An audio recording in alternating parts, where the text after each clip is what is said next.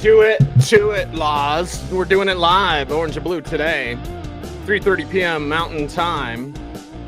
It is Cecil Lammey, soon to be joined by Andrew Mason. I trust.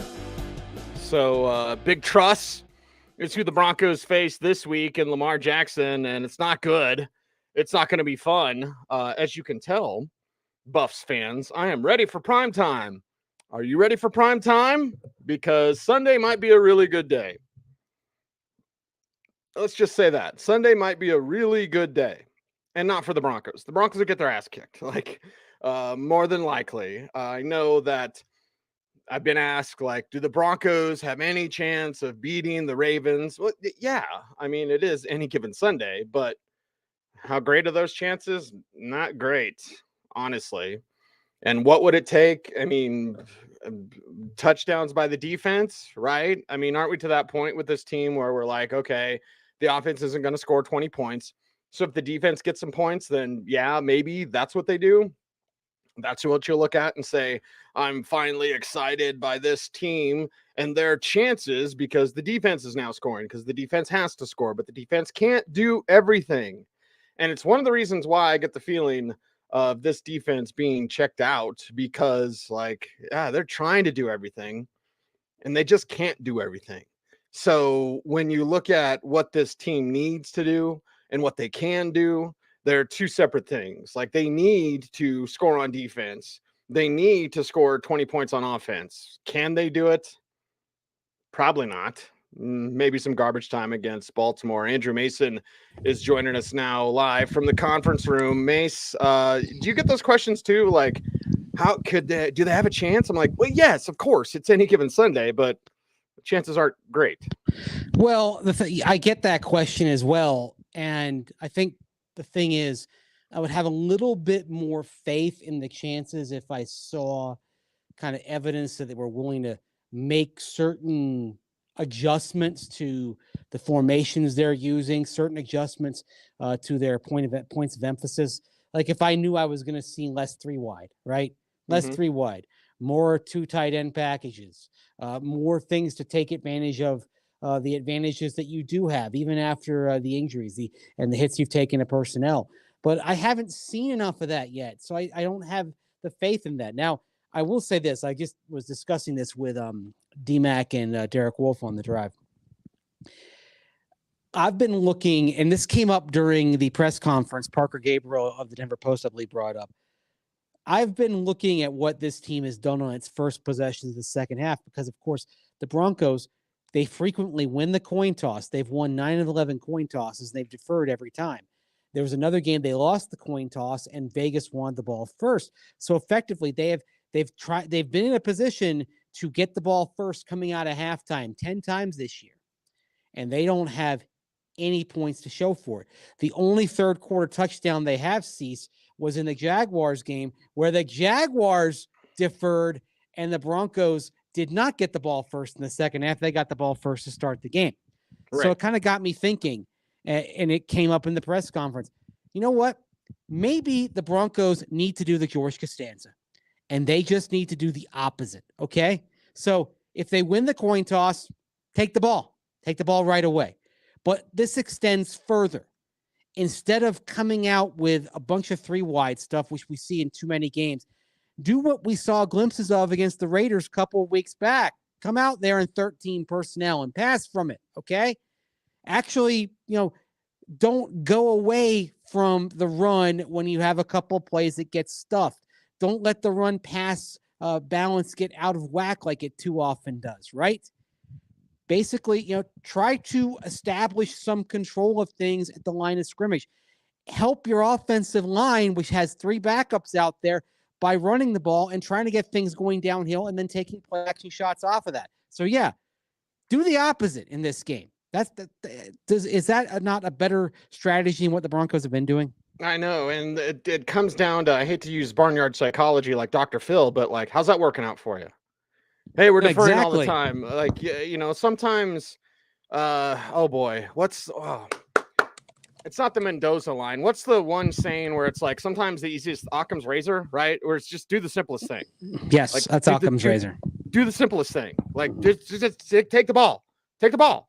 Like, score, go, move the ball, and then don't forget to run the ball, because when we see these teams kind of reset and kind of flourish, even if it's a great team and a team that was in the Super Bowl last year, like let's say the Cincinnati Bengals, Joe Mixon goes down and, Joe Burrow's kind of having some trouble. What does Zach Taylor do? Samaje Perine, let's plug it up the gut.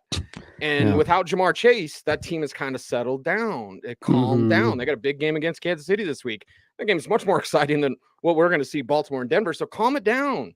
Like, calm down. Like, you can simplify these things, get back to basics, and execute those very well.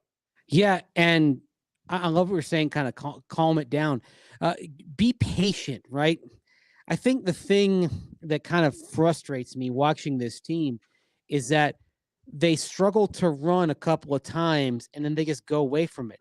And yet they struggle to generate anything consistently out of 3 wide, out of 11 personnel, and they say, we're going to stick with that.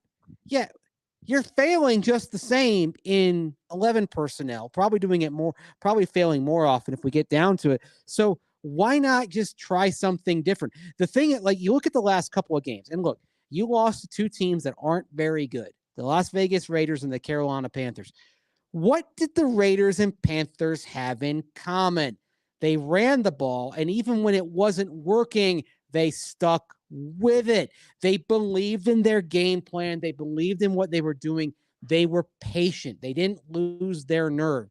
And even when the Raiders fall behind 10-0, and they didn't waver in what they were doing, they realized, okay, this game's going to come back to us. We just got to keep doing what we're doing. And so, you know what? That's why I don't care if the Broncos fall behind 10-0 early. I want to see them run, keep working the run. The weather's not going to be much of a factor. The rain's going to be on Saturday in Baltimore, not Sunday. Okay. But I want to see them play a tempo game. And I mean, I want them to have a deliberate tempo. I want them to pound it. I want them to keep pounding and play the long game and be patient. Okay. And you know what? If they lose, but they do this, my guess is, Cecil, if they lose, yeah, it might be like a 17-13 type of loss rather than a big loss. And it might be the sort of thing where you say, okay, we got something we can work with here. Right, and that's the thing, Mason. You bring it up. I'm just sickened that it's week 13 and we're still having this conversation. But the thing is, like, have that intent of running the ball, because this is the way you need to win. Yeah, you may want to win with filling there with footballs and 3 wide and shotgun and blah blah blah blah blah. The way you need to win with the construct of this team, with this talent, is run the ball, play great defense, and they feed each other. So settle it down, and we'll see what they can do.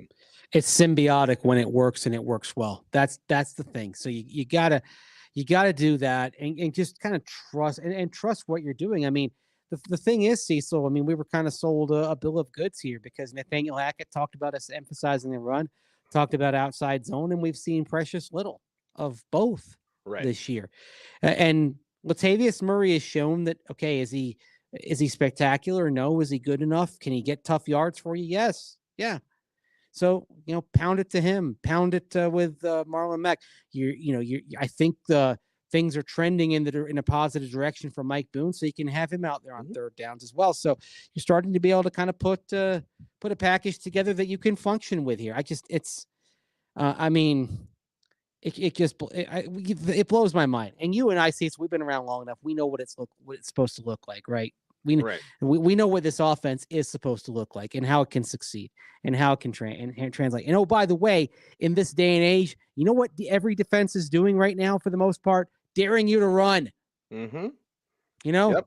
And that's what I was going to say, with scoring down and the Fangio zone dog kind of being the hot thing in the NFL. Ding, ding, ding. This feeds right into running the ball when people are like, why is scoring down? Why is everyone playing zone?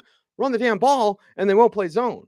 You soften them up with the run, they're not going to play zone. You're going to get them out of it, and then those one-on-one opportunities will be there with Cortland Sutton, with the Greg Dulcich, with whoever. It will be there if you first do this one thing. And the Broncos have done it. You and I have been around long enough to remember when Quentin Griffin got it done, Mike Bell got it done. And no offense to these guys, but they're not even the likes of even a Tatum Bell or an Orlandis Gary, right? Or Reuben Drones. Reuben Drones was a freaking fullback.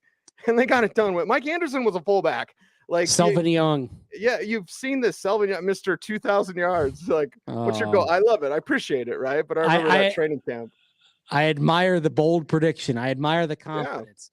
Yeah. You know what? Sometimes it's almost like it's just worth having a psychological discussion about this because, you know, if you are an offensive mind, you obviously want to do things that impress. Production impresses, efficiency impresses.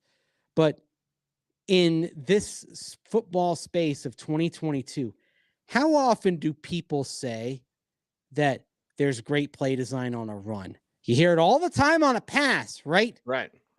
We need to start hearing this about runs the way we used to, right? Because you and I think we were both brought up to believe that a 7-yard playoff tackle can be a symphony, right?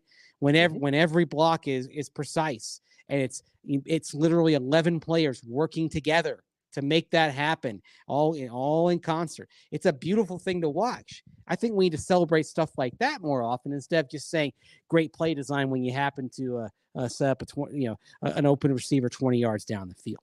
And it's true 11-on-11 football because Russ can still scoot, or at least that's what teams think. So when you say 11 people working as one, it's true because that quarterback's going to execute that play fake after the handoff, and he's going to take that backside defender with him because the backside defender, if he's good at that play fake, and hell, Peyton Manning would do it.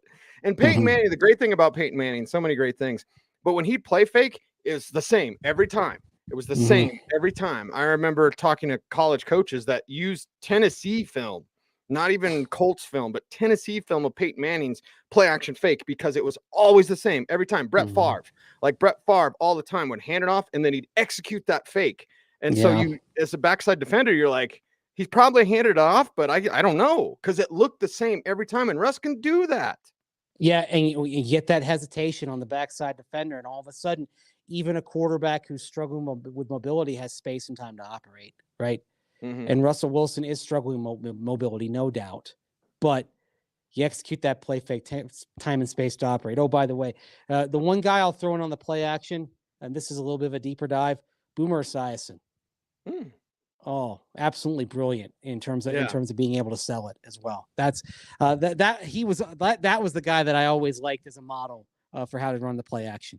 Yes. And Boomer came up in one of the, I don't know, some video thing I was watching about the Dan Marino fake spike.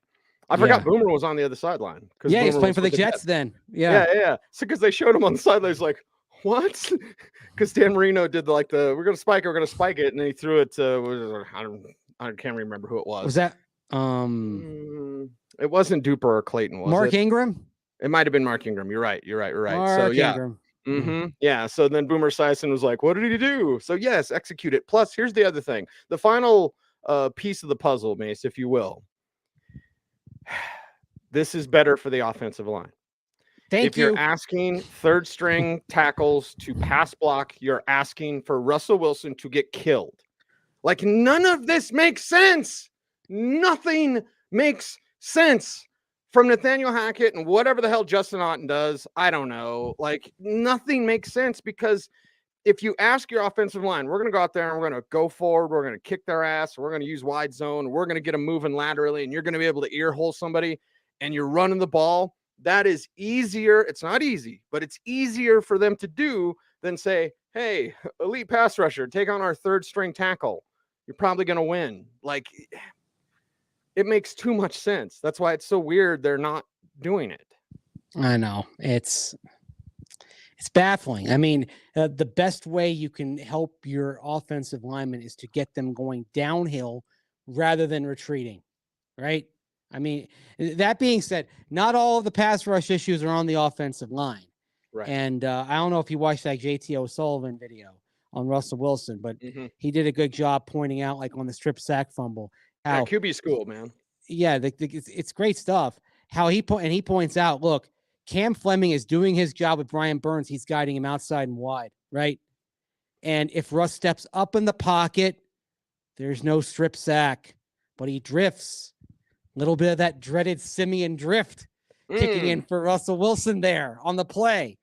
So, Anyway, Well, it's what's next? And I'm surprised you mentioned the Simeon drift, because here's that when people asked me about Trevor Simeon playing this year, I was like, they said, well, what's going to happen? I was like, he's going to see ghosts. Like yeah. Trevor got the hell beat out of him. And listen, kid's tough, kid's super smart. Like, I Mhm. didn't want him to play, but I appreciate Trevor Simeon. But the one thing you don't want to happen, and I don't think it will necessarily, but it's kind of human nature. If you get the hell beat out of you, pretty soon you're just feeling pressure when it's not there. And I don't want Wilson to start down that path, because there's only one player I've seen reverse that path. One, you'll remember, because Aaron Rodgers at Cal was more Kyle Bowler than he was Aaron Rodgers. He Right. saw ghosts in college. And I think being around Brett Favre, and Brett Favre's, he's the ultimate Ghostbuster, because Brett Favre's like, I don't even know what nickel defense is. Well, run around, throw it around. Like, and I think I'm hypothesizing, Mace, but allow me. I think that made Rodgers kind of like, I don't need to see ghosts, but you don't want your quarterback seeing ghosts. Brett Rodgers, this was said of Clint Longley a long time ago, back in the 70s, but you could say the same of Brett Favre. It was the triumph of the uncluttered mind, basically, because you have to think to see ghosts, right? But you mentioned Aaron Rodgers recovering from that, but I don't know if I've seen a guy recover from that as a pro. Right. David Carr, for example. Whoops, as my camera. There you go. There we go. Glad you're wearing pants.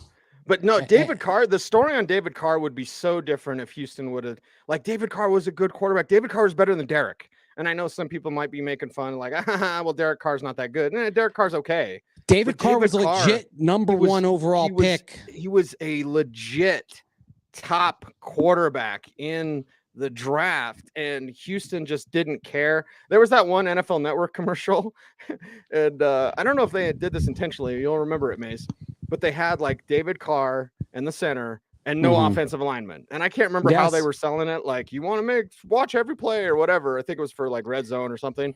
And I was like, that literally happened to David Carr, and history would be so much different if Carr had gotten a chance and not gotten beat up. Yeah, and there's another what if on Carr as my gosh darn it. I don't know why it's doing that. My tripod's misbehaving today. Okay. Anyway, there's another layer to the Carr story. I mean, I'm just gonna stand up today. What the hell? Yeah.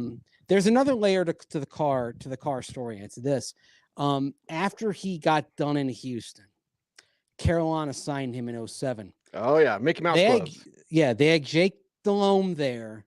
The intention on Carr was he's not playing that year, because it's like they realized that he was seeing ghosts, and that his internal clock was basically haywire at this point. So they're like, all right, it was Mike McCoy was on the staff then in Carolina, and we're going to break him down. We're going to build him back up. We don't want him to play this year. Maybe you don't even want him to play next year. But we're focused on rebuilding him for the long term and getting that clock right, because if he doesn't get the clock right, he's never going to get right. So he goes in, he's the backup. Looks like he's just going to, sit and watch Jake Delhomme. Delhomme gets hurt in the second game. They have to force Carr out there. And of course, by that point, nothing about Carr had been fixed. He struggled, got hit to the point where they had to sign Vinny Testaverde, I believe age 43. Yes. Or 44 at that point, to come and start games, because Carr was so damaged and was seeing ghosts and had no feel for the rush, and his clock was so far off that they couldn't throw him out there. And basically Carr ended up winding down his career as a backup, I believe, in San Francisco. But that's the thing, like Carr was at such a point to where they said, this is literally going to be years to fix. And that's the thing, when you start seeing ghosts, when your clock is off, it's not something that is easily fixable. And in fact, nobody really has fixed that. And that's something that's also a concern about Russell Wilson right now. And this is why I've said it before. I'll say it again. Mace, give me a quarter every time I say it. The long-term health of the Broncos is what I'm focused on. I could give a blank. I wish I could cuss, because I don't care about the birthday party stuff. That's hot take radio stuff. I mean, we're to leave that garbage alone. We're the X's and O's. We're talking about the draft. We're talking about prospects, and we're talking about what fixes this team. I know what hurts this team: a damaged Russell Wilson. Yeah, a damaged Russell Wilson. If you flub up, I wish I could cuss. If you flub up Russell Wilson because Nathaniel Hackett, Happy Fun Baby Stars, 3 wide and shotgun, if you flub him up, he'll never be the same. Yeah. And it's at a point where it could go one way or the other. And that's why what happens in the next few months is so much more important than what's happening right now. Okay. It's, what is the off-season reaction to that? What if you do move on from Nathaniel Hackett, what is the plan from getting this right? Who's coming in? Not just the head coach, but the offense coordinator, the quarterback coach.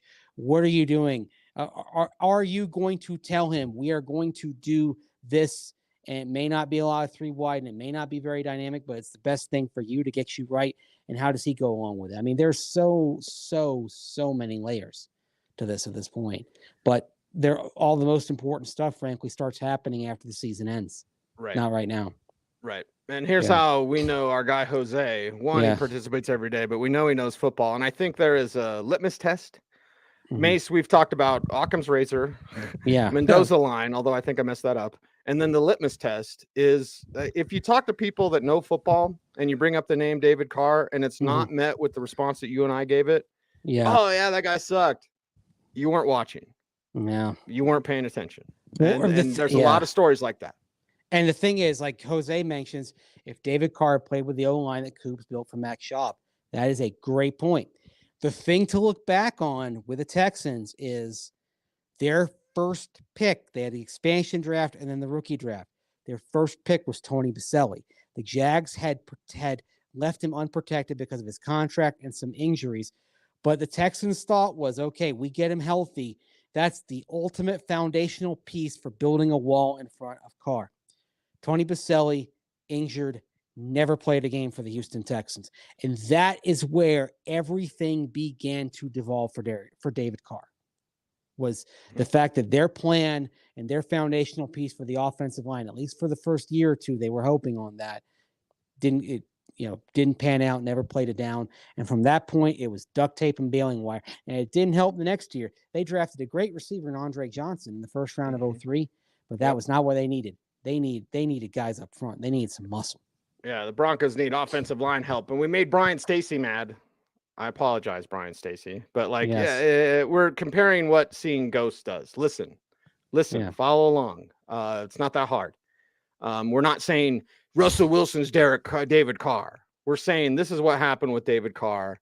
I don't want it to happen with Russell Wilson. And if you can't follow along with that, I can't help you. Sorry. The ghost thing can happen to great quarterbacks. That's the thing. That's not. With Carr. The reason it basically defined him because it set in at such a young point in his career, such an early point. But it's something that other quarterbacks, as they've gotten older, and some of it is not being able to move in the same way. That's that's something that has been an affliction, and it's led to mistakes. And you just hope it's not too late for the Broncos to fix this, because if it is too late, the next few years are going to be they're going to be rough, or they're going to involve swallowing a very bitter contract pill. Yes, a very, very bitter pill. Sunday may be a good day, Mace. Really? Oh, yes. You know what? The funny thing is, Cecil, I think it's going to happen, man. I think it's going to happen. The buzz around CU is that there's going to be a press conference Sunday. And there's been the same kind of chatter in Tampa at USF about a press conference Sunday. Somebody's getting played. My guess is it's probably USF getting played here. Okay. But what about the Cincy thing? Even you brought up Cincinnati as like the team who could swoop in. And from what I understand, that luncheon's planned, that press conference is planned. Sunday, forget the Broncos. I think Sunday for CU could be a big day. All right. Well, here, the thing I'll say about Cincinnati, this is me going all tinfoil hat on you, is this. Cincinnati's an Under Armour school. Jackson State, where Dion is right now, is an Under Armour school. Mm-hmm. Take that for what you will. Well, if you don't think apparel companies run stuff, there was a reason why they wanted Derrick Rose and Carmelo Anthony to play together, and they wouldn't allow Adidas and Nike guys. Shoe companies run a hell of a lot. What was it? AAU in high school basketball?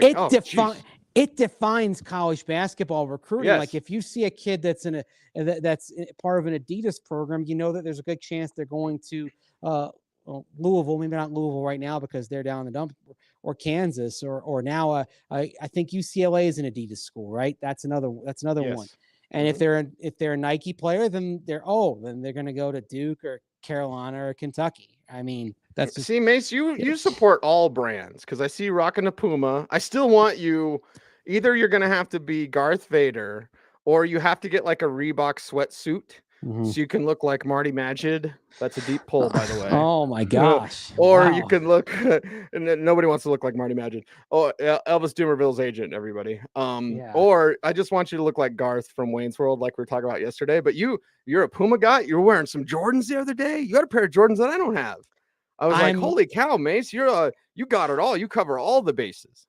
I mean, I'm actually going to wear a Jordan brand sweatsuit tomorrow when I travel. Comfort. Yeah, right? I'm all about comfort. I mean, Jordan makes some good stuff. Nike makes some good stuff. Puma makes some good stuff. I've got an Umbro sweatsuit, a soccer brand, in my closet. I mean, I'm all about what works. But I'm not like one brand focused. Like I'm wearing Nikes today. Okay, so I admit and this may drive some people crazy. My shoe brand doesn't always match the brand of sweat somewhere. That does drive me crazy. Yeah. Yeah. I look, I'm just not down with that. It's not an age thing because you're older than me, but I just I don't, yeah.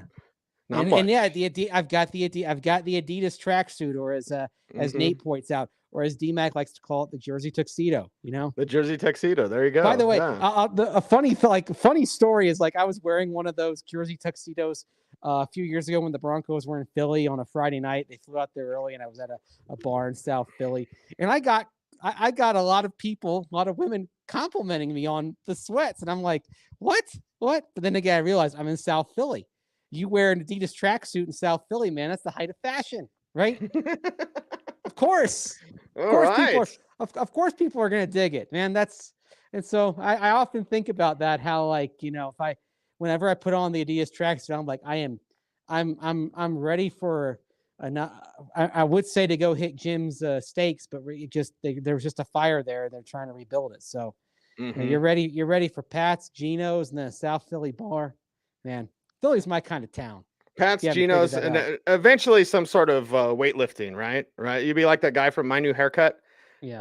Oh, that's a deep internet pull. The My New Haircut guy, Jägermeister, Jägerbomb. And don't forget you had the cheesesteak, and then you go out, have a couple, and the next day you got to run the stairs, right? Right. You got to run the stairs to the Philadelphia Museum of Art. Oh yeah. Dude, that draft was so good. That was Garrett Bowles' draft. Yeah. That draft is awesome. 250,000 people. That's when they realized, I think Chicago, they got a glimpse of it because New York doesn't care about the draft. New York never did. It always, they pack Radio City Music for the first day. Second day was 70% full. Third day, it was 20% full. So New York didn't really care about the draft. Chicago, they did that for a couple years and weather was whatever. But when they figured it out and they took it to Philly and they had 250,000 people there, it was oh my God, this is the biggest NFL party other than the Super Bowl. It was great. Yeah. And I always thought Cleveland got a raw deal getting it. The first thing kind of coming out of COVID. So there's still limitations. I want to see him go back to Cleveland. This year's going to be in Kansas City. Kansas City will go wild for it. Yes. We're talking football towns here. Actually, someday I want to see it at Lambeau in Green Bay. That would be awesome, I think. That would be lots of polkas. Oh, come on. Hey, we're in December. I mean, you think about polkas, we think about Home Alone, right? John Candy. Mm-hmm. Yeah. Gus Polinski, had a big hit in Sheboygan. That's right. Dude, there's some movies like Polka. And your daughter's getting old enough where she can watch some of these movies, but Uncle Buck became one of my kids' favorites. Yeah. And Uncle Buck came out when you and I were kids. I'm not that much older than you, Mace. But Uncle Buck was one of our movies, but my kids loved it. So it's you gotta show them the classics, ladies and gentlemen. Oh, absolutely. Yeah, that's coming very soon for Charlotte, working our way through the John Hughes universe here. So nice. Yeah. Nice. Nate Albert says Polka King, Mace. Yeah. That's right. I can sing the Pennsylvania polka.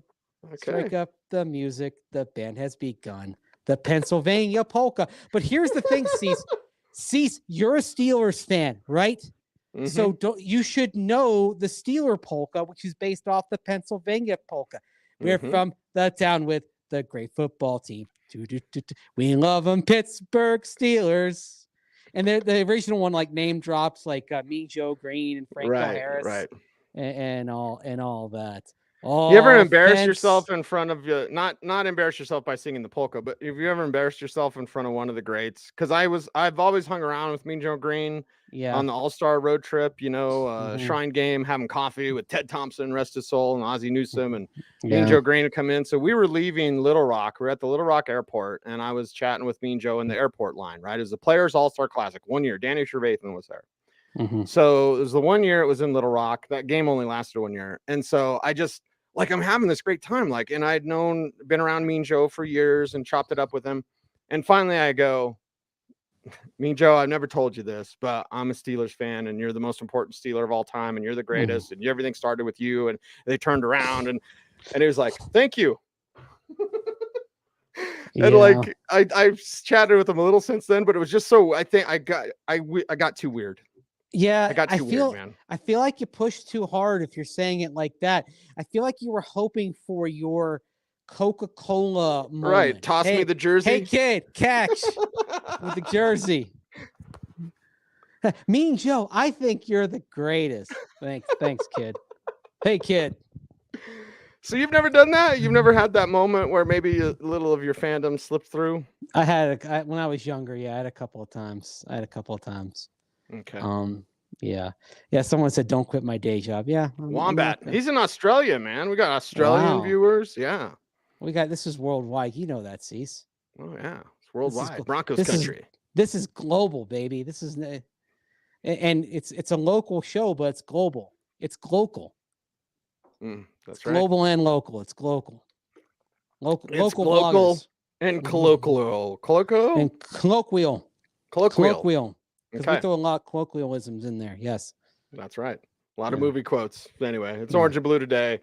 Thank you, guys. We're going to stay positive. We're talking X's and O's. We're talking how to fix this thing long term, obviously. But we're the show for you. So thanks. Tell a friend. Do all those YouTube things. Like, comment, share, subscribe. Hit the notification bell so that you never miss a vid. He is Andrew Mason. I am Cecil Lammey. Have a great weekend, everyone. Let's go Broncos. Until the next time, be safe, be kind, know that you are appreciated. Stay tuned. And as always, stay frosty.